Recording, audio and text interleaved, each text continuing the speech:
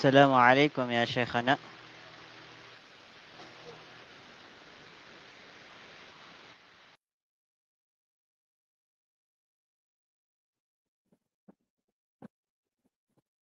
Waalaikumsalam warahmatullahi wabarakatuh. Mag-start na po ba tayo pang ako'y mukaddima?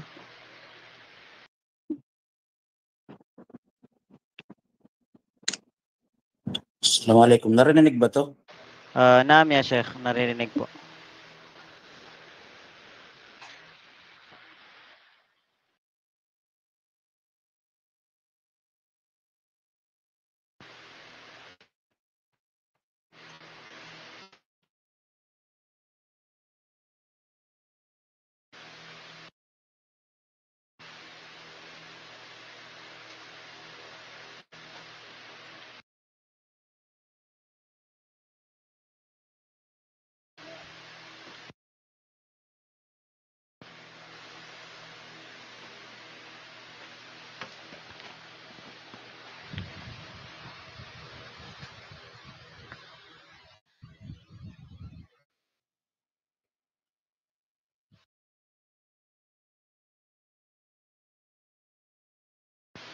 Okay Sheikh, magmukaddima na ako Sheikh na. A'udhu billahi minash shaitanir rajim. Bismillahirrahmanirrahim. Assalamu alaikum warahmatullahi wabarakatuh. Ngayong gabi ng Sunday, tayo ay binigyan ni Allah ng pagkakataon upang magnilay, matuto at muling mapalapit sa Kanya. Sa katahimikan ng gabi, naway ang bawat salita ay maging paalala ng habag at gabay ni Allah sa ating buhay. At malugod kong tinatanggap ang lahat ng nanonood at nakikinig, pati na ang ating tagapagsalita na si Sheikh Zainal Abidin Abdul Aziz. At siya po ay isang da'iya na kilala sa kanyang kaalaman at malasakit sa ummah. At ang kanyang tatalakayin ay ang patungkol sa pagpili ng kaibigan. Hindi na po natin papatagalin, ang oras ay atin na pong ibinibigay sa kanya. Ya Sheikh, falyatafaddal mashkuran ma'jura.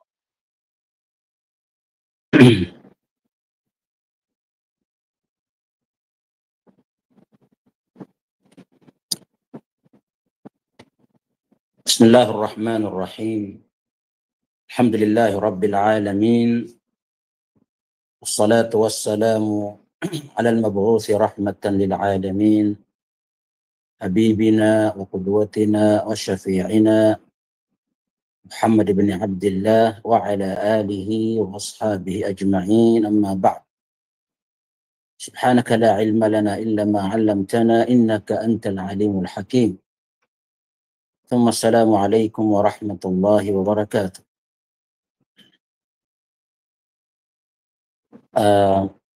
Pinupuri natin si Allah subhanahu wa ta'ala sapagkat napakarami po ang kanyang biyaya sa atin.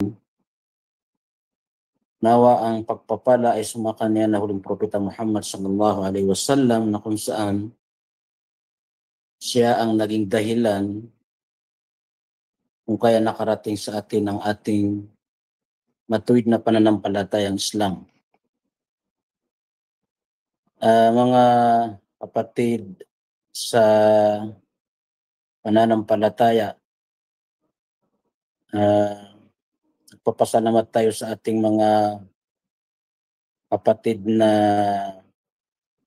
namamahala sa programang ito dahil sila ay naging dahilan upang magkaroon tayo ng mga ganitong pagtitipon na kung saan ating sinisikap na madagdagan ang ating kaalaman sa Islam. Nawa ang mga kaalaman na ating napupulot sa mga pagtitipong ito ay maging kapaki-pakinabang sa atin, mapataas niya ang ating pananampalataya at mapakinabangan natin dito sa daigdig, lalong-lalo na sa kabilang buhay na kung saan maging tulay ito upang tayo ay maging kabilang sa mga taga-paraiso. Allahumma amin. Sa ganitong mga programa ay nakakatuwa sapagkat alam natin na tayo ay nasa panahon ng fitna, nasa panahon na kung saan nababalot ng fitna at karamihan sa mga tao sa panahon ngayon ay abalang-abala sa mga gawain na kung titingnan natin ay hindi po ito makabuluhan, wala po silang mapapala na ikabubuti nila dito sa daigdig at lalong wala silang mapapala para sa ikabubuti nila sa kabilang buhay. Ang mga gumagamit sa ngayon ng social media, di naman lahat, ngunit napapansin natin na mas lamang ang mga gumagamit ng social media na hindi po ginagamit sa tamang paggamit na naaayon sa katuruan ng Islam. Kung kaya marapat na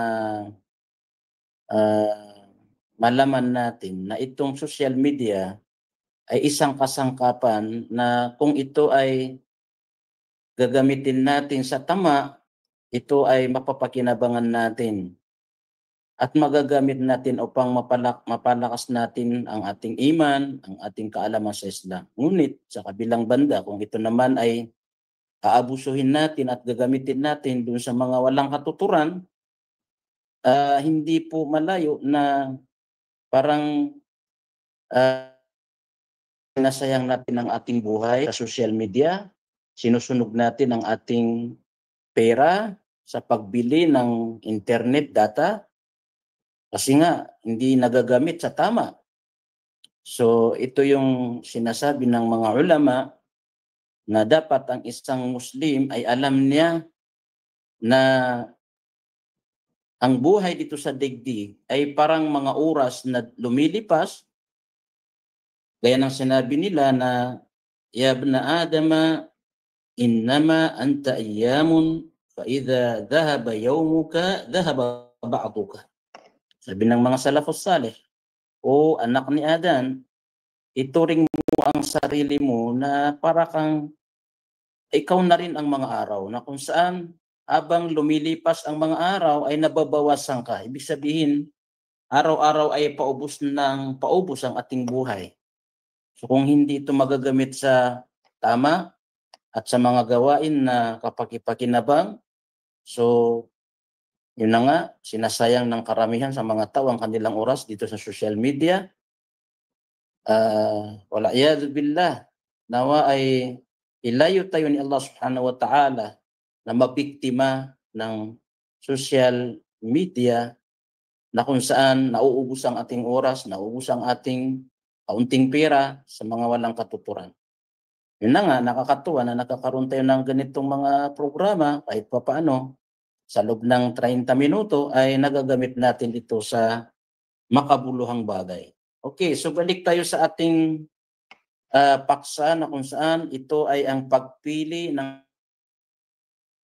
alam po natin ng Islam ay kumpletong panuntunan sa buhay na kung saan sakop niya ang lahat ng mga bagay-bagay na makakatulong, kakailanganin ng tao habang tayo ay nabubuhay dito sa daigdig.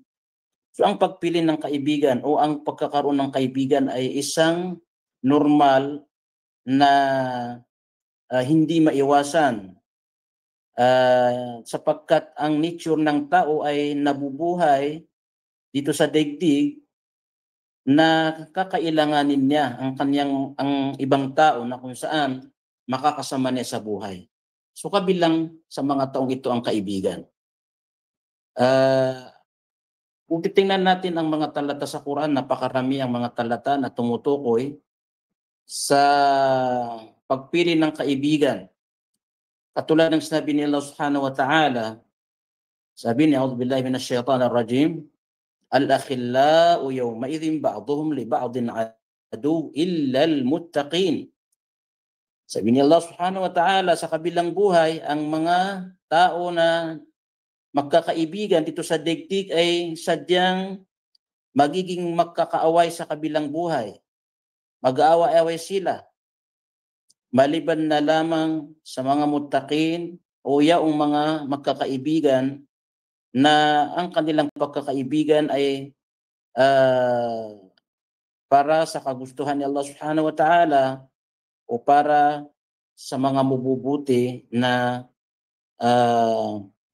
kaaya-aya kay Allah subhanahu wa ta'ala. So, sa kabilang buhay mga kapatid,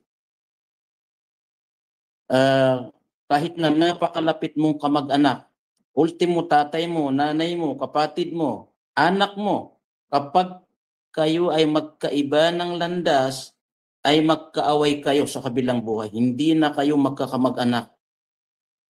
Kaya nga, sinabi ni Allah subhanahu wa ta'ala, tanging ang matitira lamang na tunay na magkakaibigan ay yaong mga muttaqin na tinahak nila ang landas na ginusto sa kanila ni Allah subhanahu wa ta'ala.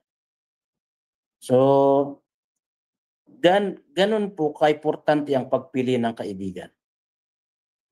Sinabi pa ni Allah subhanahu wa ta'ala sa isang talata sa banal na Quran, Ya waylata laytani lam attakhidh fulanan khalila laqad adallani 'anil dhikr ila akhir al-aya.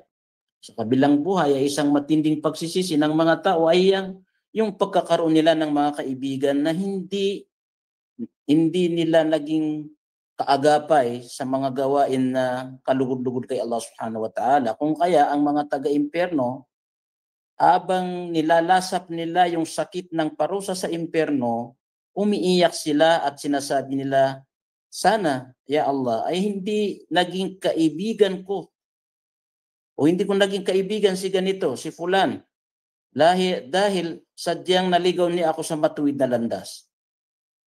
So, ibig sabihin, hindi biro ang pagpili ng kaibigan dahil kapag ang kaibigan na iyong napili ay hindi matuwid, so dalawa lang ang magiging resulta niyan. Either o siya ang mahila mo sa matuwid o ikaw ang mahila niya dun sa kanyang mga gawain na hindi naaayon sa kagustuhan ni Allah subhanahu wa ta'ala.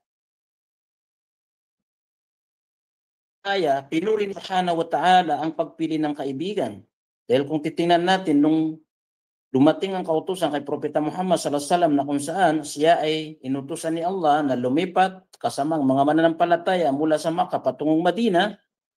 So, ang pinili na Propeta Muhammad sallallahu alaihi wasallam na makasama niya sa paglipat sa Madina ay walang iba kundi si Abu Bakar radhiyallahu ta'ala anhu. Dahil doon niya nakita yung tiwala, yung hinahanap sa isang kaibigan. So dahil dito, pinuri sila ni Allah subhanahu wa ta'ala sa isang talata sa banal na Quran. Sinabi ni Allah subhanahu wa ta'ala, إِذْ أَخْرَجَهُ الَّذِينَ كَفَرُوا ثَانِيَ اثْنَيْنِ إِذْ هُمَا فِي الْغَارِ ila akhir al-ayah. So tinukoy ni Allah subhanahu wa ta'ala yung nangyari kay Propeta Muhammad sallallahu alaihi wasallam at si Abu Bakar na kung saan dahil sila ay matalik na magkaibigan at doon nga nakita ng propeta ang tiwala upang piliin siya na maging kasama sa paglipat niya sa Madina. So isang hudyat ito, sabi ng mga ulama, na napakahalaga ang pagpili ng kaibigan.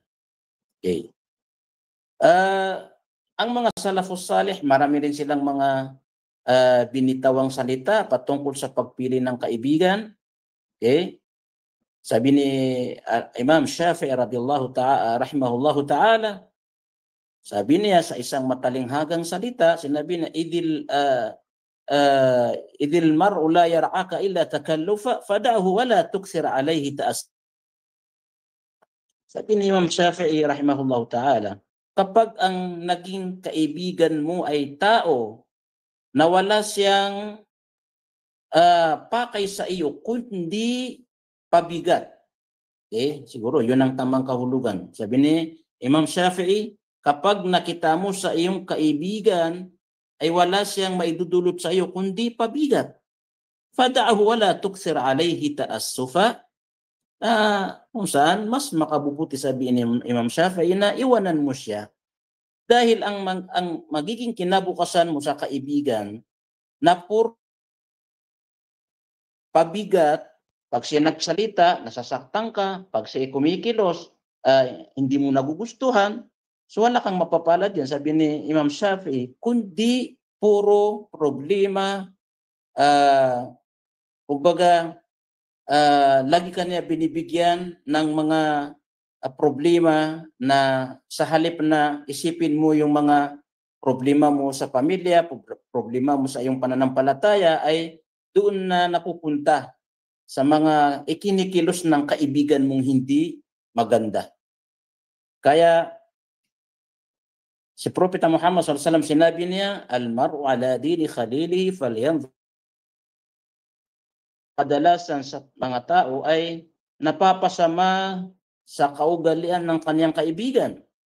Kung kaya pumili kayo kung sino ang inyong kakaibiganin. Ibig sabihin, ang pag-uugali ng isang tao ay madalas na kung ano ang pag-uugali ng kanyang kaibigan, gayon din ang tao. Kung ang kaibigan mo palasamba, ang kaibigan mo ay mahilig umati ng mga ganito, so doon kayo laging magkakasama. Pero kung ang magiging kaibigan mo naman ay pabaya sa mga pagsamba, pabaya sa mga pag-aaral, so gayon din ang madalas na nangyayari, mapapasama ka doon sa kanilang ginagawa na kapabayaan sa relihiyon ni Allah subhanahu wa ta'ala. Kaya sabi ng prophet ng magiging kaibigan ninyo. So mga kapatid, sinabi pa ng propeta sallallahu alaihi wasallam, binabanggit natin itong mga hadith upang maunawaan natin na talagang binigyan ng importansya ng Islam ang pagpili ng kaibigan. Sabi pa ng propeta sa isang hadith, inna mithla al-jalisi as-salihi wal jalisi as-su kahamilil miski wa nafikhil kir. Inna mathala al-jalisi as-salihi wal jalisi as-su kamathalil miski wa nafikhil kir. Sabi ng propeta sallam, tunay na ang pagkakaibigan o pakikipagkaibigan sa isang matuwid ay may hahalin tulad sa pakikipagkaibigan sa taong may o di kaya nagtinang pabango. At doon naman sa pakikipagkaibigan sa mga taong hindi matuwid ay may hahalin tulad doon sa paglapit sa isang tao na nag-uusok. Sabi ng propeta sallallahu alaihi wasallam, kapag ikaw ay lumalapit o ang laging kasama mo ay taong nagtitinda ng pabango o may daladalang pabango, sabi ng propeta, hindi ka man makabili sa kanyang pabango o hindi ka magkaroon ng pabango, pero nakakaamoy ka. Yun ang pinaka-minimum. Nakakaamoy ka ng mabango dahil nga ang kasama mo ay may dalang pabango o nagtitinda ng pabango. Doon naman sa paglapit sa mga taong masasama na kung saan para kang lumalapit sa mga taong nag-uusok, sabi ng propeta, ang pinakamabubang mapapala mo sa hindi ka masunog ay mangangamoy kang usok. So ganun din ang kaibigan. Kaya napakahalaga ang pagpili ng kaibigan. Okay, ano ang mga katangian na dapat nating tingnan sa taong pipiliin natin bilang kaibigan? Una, sabi ng mga ulama, al-aqilur rajih. Kabilang sa mga mahalaga na katangian na titingnan natin sa tao na kakaibiganin natin ay siya ay matalino, mautak. Ibig sabihin, kapag mayroon kang mga pinagdadaanan at nakita niya o kaya humingi ka sa kanya ng payo. So dahil taglay niya ang katalinuhan, taglay niya ang pagiging pagiging matalino, so napakadali niyang mabigyan ng solusyon ang mga pinagdadaanan mo. Yun ang isang nahahanapin natin. Yung matalino, mautak, na kung saan kahit na anong mga ilalapit natin sa kanya o isasanggunin natin sa kanya, ay madali niyang maibigay yung kanyang magandang mga payo dahil matalino siya. Hindi yung kaibigan na pagka nakita niya na mayroon kang pinagdadaanan, iiwanan ka niya sapagkat hindi niya alam kung paano kanya tutulungan, paano kanya kumbaga bibigyan ng lunas na maibsan yung pinagdadaanan mo. Kasi nga mahina ang kanyang utak, mahina ang kanyang pag-iisip. Okay. Maraming minsan may mga kaibigan, pag mayroon kang pinagdadaanan, kapatid, ano bang problema? Ganito, ay, wala akong magagawa dyan. Hindi ko alam kung paano susolusyonan yan. So dahil hindi siya matalino, hindi siya hindi malakas ang kanyang pag-iisip. Kaya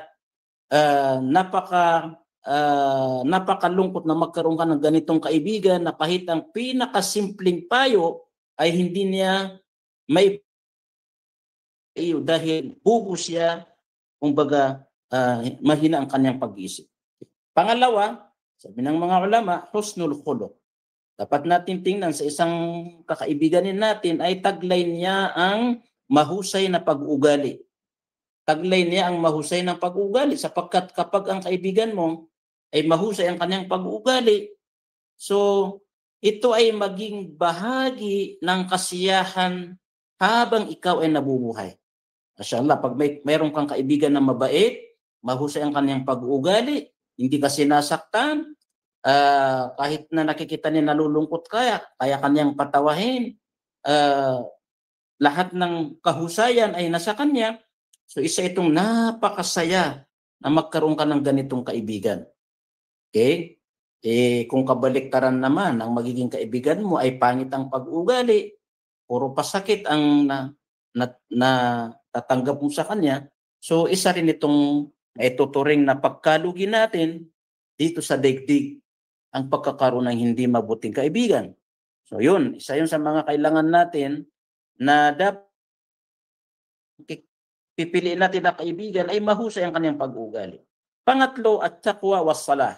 Dapat din natin tingnan na ang pipiliin nating kaibigan ay taglay niya ang malakas na pananampalataya, matakutin kay Allah Subhanahu wa Ta'ala, at maayos ang kanyang pamumuhay na kung saan ang kanyang pamumuhay ay sinisikap niya na alinsunod sa batas ng Islam. Yun ang kailangan natin na kaibigan.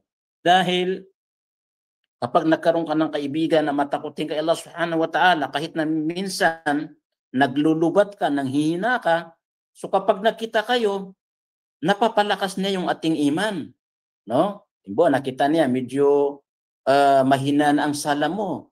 So, natatapik ka niya, sabihin na sa'yo, kapatid, hindi natin pwede pabayaan ng pagdarasal. Sister, hindi natin pwede basta lamang inilalabas ang ating mga aura. No? Sister, bakit matagal ka nang hindi umaatin ng mga pag-aaral sa Islam? So yun ang hinahanap natin na kaibigan, yung malakas ang kanyang iman na kung saan lagi niya tayo nabibigyan ng paalaala, lagi niya tayo hinihila doon sa mga gawain na magpapalakas ng ating iman. Pang-apat ay adamul hirsi ala dunya. Iwasan natin na magkaroon ng kaibigan na makamundong tao. Ibig sabihin, mas pinangangalagahan niya ang mundong ito kaysa kanyang pananampalataya, kaysa mga pagsamba kay Allah Subhanahu wa Ta'ala. Dahil kapag ang naging kaibigan mo makamundo, wala kang maririnig sa kanya kundi puro pagsasaya na wala kahit nalabag sa kalooban ni Allah Subhanahu wa Ta'ala. Hindi kanya mariremind sa mga pagsamba, sa mga gawaing pag-ugali, dahil ang laman ng kanyang utak, okay? Ang laman ng kanyang utak ay puro mundo. Lagi kanyang sinasabihan na maglakwatsa tayo, magbarkada tayo, ganito. So, kapag ganito ang naging kaibigan natin, so magiging kawawa tayo. Okay. Panglima, as-sidqu fil aqwali wal a'mal. Ang pipiliin nating kaibigan ay yaong taglay niya ang katapatan sa pag-ugali. Ibig sabihin, matapat siya sa kanyang pananalita, matapat siya sa kanyang pag-uugali. Yan ang isa sa mga hahanapin natin, sabi ng mga ulama natin na kaibigan. Dahil kapag nagkaroon ka ng kaibigan na tapat, ako, masya Allah, magiging isa kang pinalad na tao dito sa daigdig. Ngunit kung ang matagpuan mong kaibigan ay sinungaling, trayador, no? Minsan, sa tingin mo, doon mo ipagkakatiwala yung mga sekreto mo, doon mo ipagkakatiwala yung mga bagay-bagay na mga importante, pero yung pala ay siya pala ang sisira sa iyo, siya pala ang hahamak sa iyo o sa pamilya mo.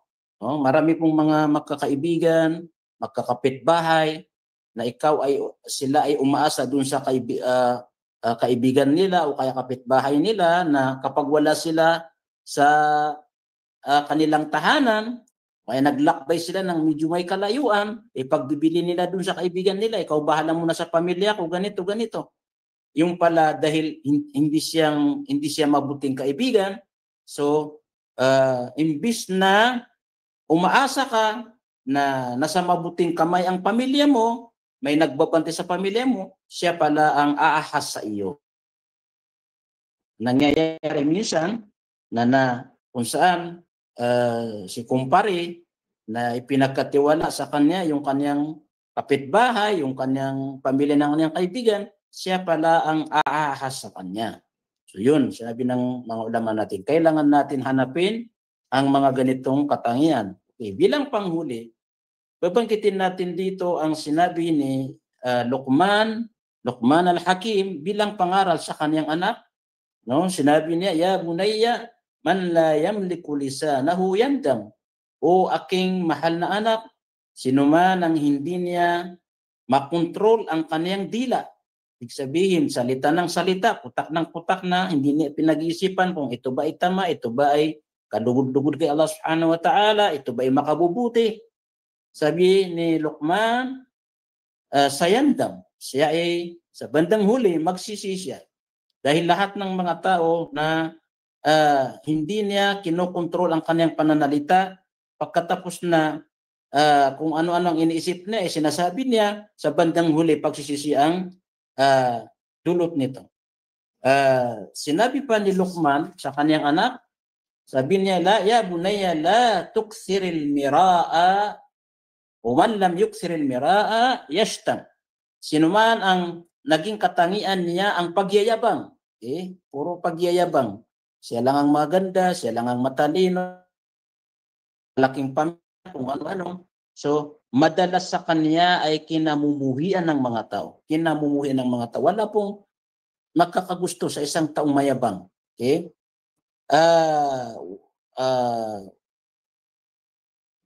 Waman yusahibus su la yaslam.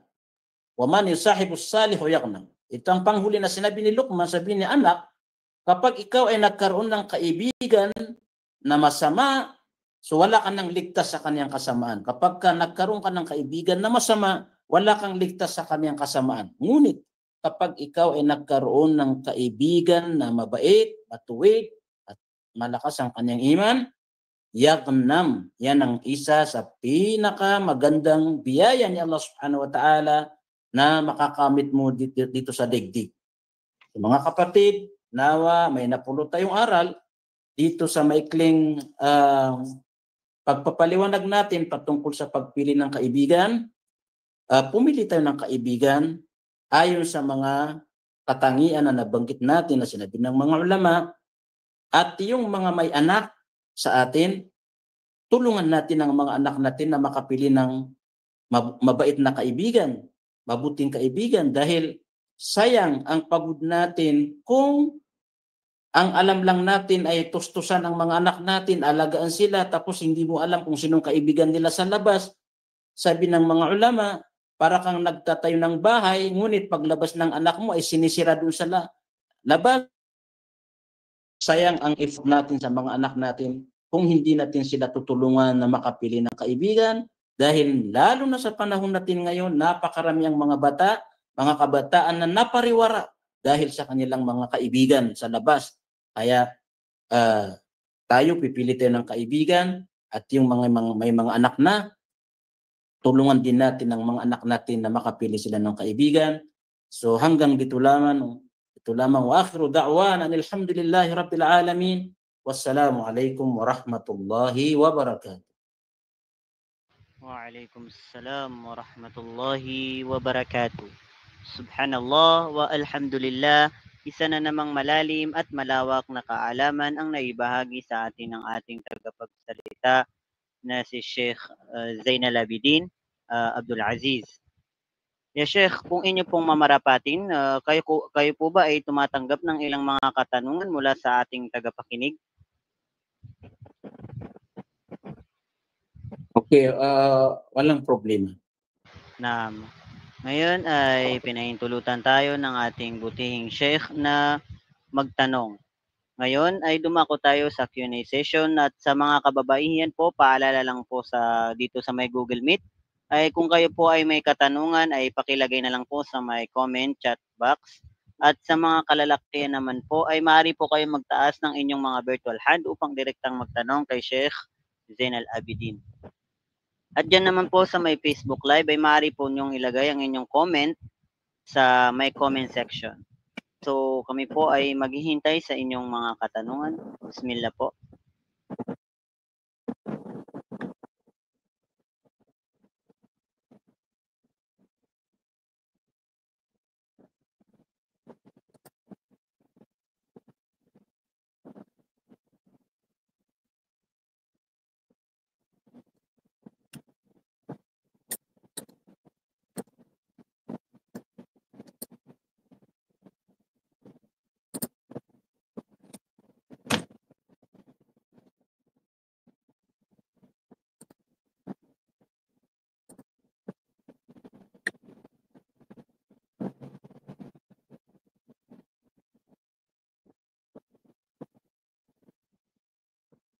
Parang wala yatang katanungan.